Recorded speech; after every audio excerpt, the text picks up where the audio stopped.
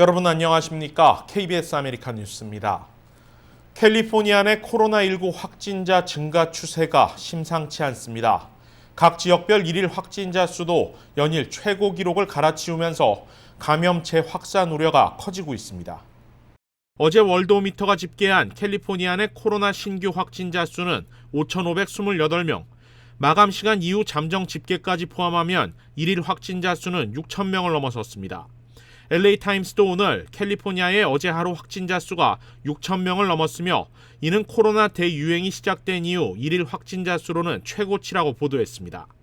LA 카운티 확진자 수도 연일 2,500명을 넘기며 집계 이래 최고 수준을 기록하고 있습니다.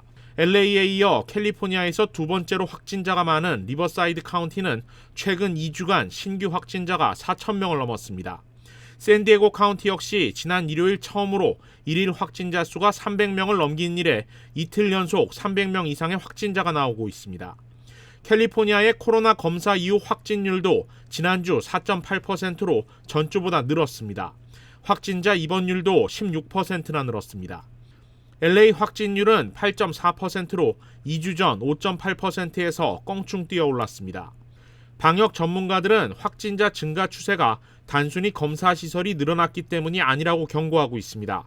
사람들이 자택 격리에서 풀리고 거의 대부분의 비즈니스들이 영업을 재개하면서 우려되는 현상이 수치로 반영되고 있다는 것입니다. 이런 가운데 개빈 뉴섬 주지사는 확진자 진단 비율과 입원 환자 비율이 올라갈 경우 자택 대피령 스테이 앳 홈을 다시 발령할 수 있다고 경고한 상태입니다. LA 14지구 호세 후이자 시의원이 오늘 뇌물수수 혐의로 체포됐습니다. 후이자 시의원 체포 소식에 누리 마르티네스 LA시 의장은 의원직 해임을 위한 절차에 착수했는데 시의회 전체를 향한 FBI 수사도 계속되고 있습니다. 김경일 기자입니다. 연방수사국 FBI는 호세 후이자 시의원을 오늘 오전 체포했습니다. 개발업자들로부터 수십만 달러의 뇌물을 챙긴 혐의를 받고 있습니다. 연방검찰은 후이자 의원이 중국 개발업자로부터 100만 달러의 뇌물을 받은 정황도 포착했다고 밝혔습니다. 검찰은 후이자 의원이 중국 개발업자로부터 뇌물을 받고 다운타운 77층 프로젝트 승인을 약속한 점과 후이자 의원이 성추행 혐의로 고소당했던 2014년 중국 개발업자가 57만 달러 융자를 제공한 정황을 파악했다고 밝혔습니다. 진술은 후이자 의원의 최측근인 조지 에스파자 전 보좌관이 밝힌 내용이라고 언론에 알렸습니다. LA시는 15명의 시의원이 각 지역구를 총괄합니다. 시의원은 각 지역 내 개발 프로젝트 승인과 판매업소들의 판매 허가를 관할하는 등 막강한 파워를 가지고 있습니다. 호세 후이자 시의원을 포함한 부패 혐의로 수사를 받고 있는 LA 시의원과 공직자는 13명에 달합니다. 13명은 뇌물수수, 불법 자금 수수, 강탈, 돈 세탁 혐의를 받고 있습니다. LA 한인타운이 포함된 10지구는 허브 웨슨 시의원의 수석 보좌관 데런 윌리엄스가 수사 대상으로 언급됐습니다. LA타임스는 LA시 일부 정치인들이 다운타운 호텔에서 무료로 기금 행사를 개최해온 정황을 파악하고 정치인과 재개발을 추진 중인 호텔 사이의 유착 관계를 제기했습니다. 연방검찰과 연방수사국 FBI는 LA시 의회를 향한 집중적이고 전면적인 수사를 펼치고 있어 파장은 계속 이어질 전망입니다. LA시 의회는 오늘 후이자 의원 체포 소식에 후이자 의원의 해임 절차에 착수했다고 밝혔습니다. KBS 뉴스 김경일입니다.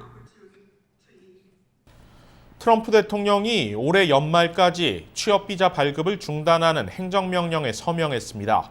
미국인들의 일자리를 지키겠다는 것이 명분인데 상당수 기업들은 업무 차질이 불가피할 것으로 전망됩니다. 이유수 기자입니다.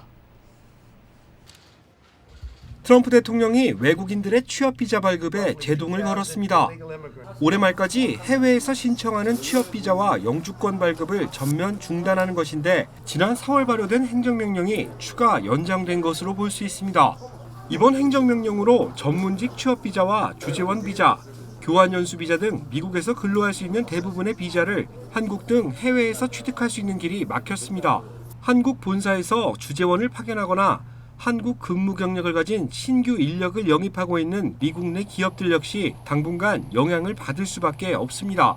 하지만 모든 취업길이 다 막혀버린 것은 아닙니다. 이번 행정명령은 미국 내 신분 변경 절차를 막은 것이 아니기 때문에 OPT 자격을 취득한 유학생들의 취업길은 여전히 열려 있습니다. 미국 내에서 졸업생이 OPT로 취업 비자를 신청하는 경우 미국 내에서 신분을 변경해서 10월 1일부터 취업 비자 신분으로 일하실 수 있습니다. 지상사들의 경우 다른 주재원 비자를 통해 인재를 영입할 수 있습니다. 이번 행정명령에서는 주재원 비자, L 비자 역시 올해 말까지 입국이 가능하지 않습니다. 하지만 주재원으로 미국에 입국할 때는 L 비자 외에 E2 비자가 가능합니다. 따라서 주재원으로 E2 비자를 신청하고 한국에서 긴급 예약 신청을 통해서 미국에 입국하는 방법이 있겠습니다. 이번 조치는 해외에서 취업 비자를 받아 미국에 입국하려는 시도를 전면 차단하는 것이 주된 목적입니다. 따라서 외국인 근로자의 의존도가 높은 IT 기업들이 가장 큰 피해를 보게 될 것으로 전망됩니다. KBS 뉴스 이우수입니다. 최근 미 전역에서 남부 연합을 상징하는 동상들이 잇따라 철거되고 있죠.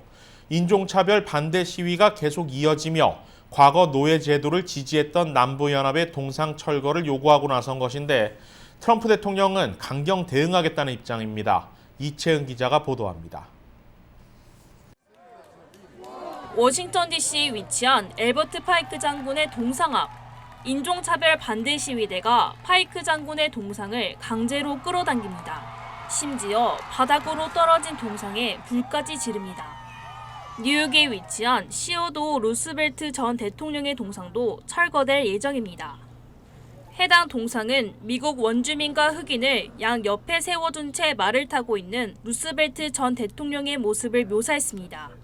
이러한 모습이 인종차별을 상징한다는 비판이 계속되자 결국 철거를 결정했습니다. 빌드 블라시오 뉴욕시장도 해당 동상의 철거를 지지한다고 밝혔습니다. 이어 시위대가 백악관 인근에 위치한 앤드류 잭슨 전 대통령의 동상을 철거하려다 경찰과 대치하는 상황까지 벌어졌습니다.